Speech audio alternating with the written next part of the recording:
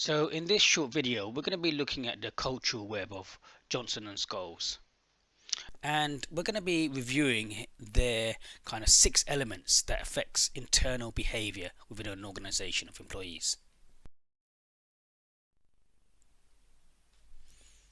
So if we look at Johnson and Scholes' 6 elements, we can see that these include stories, symbols, rites and rituals, the organizational structure, the control system, the power structure, and in the center of this web you've got the paradigm.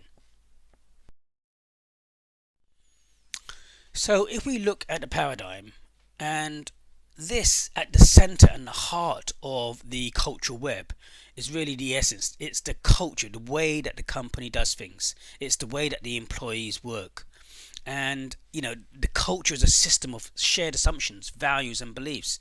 These are established patterns of shared expectations or norms of behavior.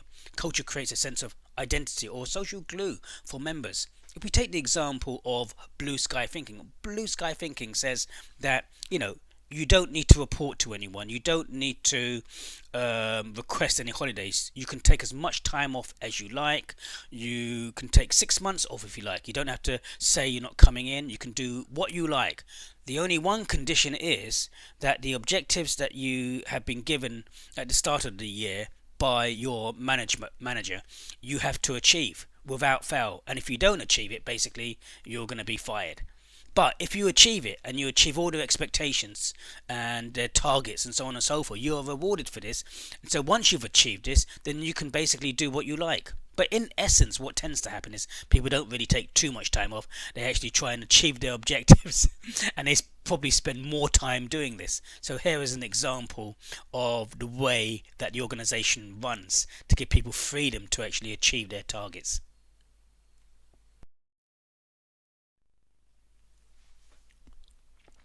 If we look at symbols, then these basically are past events and people talked about inside and outside the company, who and what the company chooses to immortalize. So there's a great deal about what it values and perceives as great behavior. These includes language and signs, public and visible signs, status and symbols, organizational image.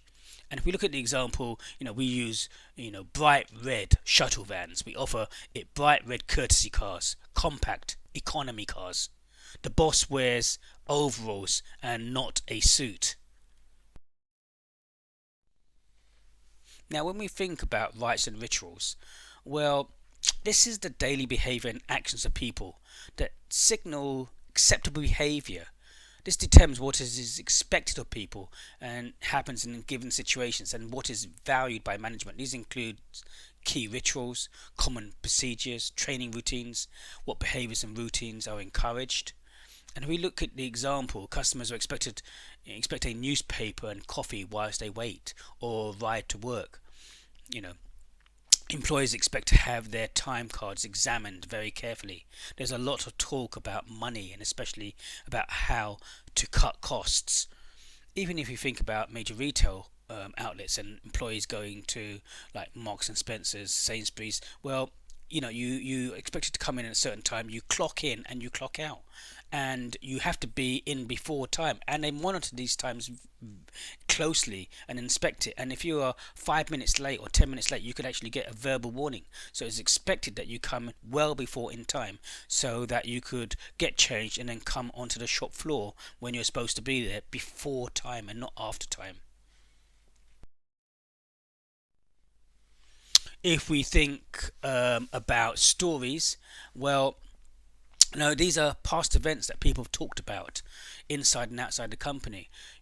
Who and what the company chooses to immortalize has a great deal about what it values and perceives as great behavior. Is it many or few? There are heroes and villains. There are successes and failures, and there are even strengths and weaknesses to highlight what is acceptable and what you should strive for and what things are not good behavior.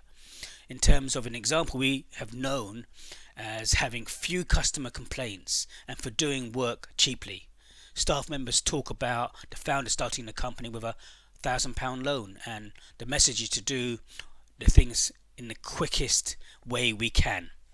Even if we take the story of, Southwest Airlines, where one single mother of two was traveling from Texas to Costa Rica for a wedding, and she was a bridesmaid. So she got to Costa Rica and she realized that her bridesmaid dress was missing. She had left it behind in Texas, and so Southwest Airlines, organized to pick up the bride's dress, fly it all the way over to Costa Rica, and ensure that it was there on the day, so the bridesmaid single mum had it. And this was an over the top gesture that Southwest had many employees working hard to make one single mother very, very happy. But the story behind it and people talking about it and getting across Southwest Airlines and the employees goes above and beyond in terms of what people expect to do. So it's saying what acceptable behavior is for people working in this airlines. When we think about the organizational structure, well, this includes both the structure defined by the organizational chart and the unwritten lines of power and influence that indicate whose contributions are most valued. Is it a flat or hierarchical structure? Mechanic or organic? Structure as a lever, collaboration or competition? So a flat structure owner, head mechanic, a mechanic's reception. The receptionist is the owner's wife as she goes straight to him for some customer complaints. It's each mechanic for himself, no sharing tools or supplies. Even if we look at Apple's organizational structure, how they are structured, well, they're structured from the top with a spoke wheel system, where the vice principals can actually talk to the senior vice principal and to themselves.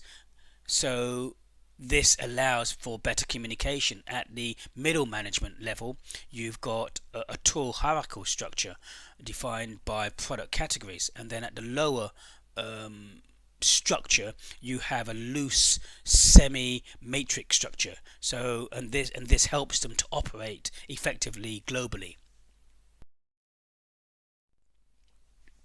When we look at control systems, the ways that the organization is controlled, these include financial systems, quality systems and rewards, including the way which are measured and distributed within the organization. What is monitored closely? Rewards, recognition and punishment. Is it tight or loose? So we look at the example, costs are highly controlled and customers are billed for parts down to the last screw. Quality is not emphasized. Getting the work done, with the least amount of direct costs is the goal for this company. Employees docked pay if their quotas estimates are more than 10% out. If we look at the power structure, well, the pockets of real power in the company. This may involve one or two key senior executives, a whole group of executives, or even a department. The key is that these people have the greatest amount of influence on decisions, operations, and strategic direction. So, we're talking about the key power holders, distribution of power, informal and formal, and the core beliefs of leadership. If we look at the example, the owner believes in a low-cost, high-profit model and is prepared to lose repeat customers. The threat of docked pay keeps mechanics working with this model.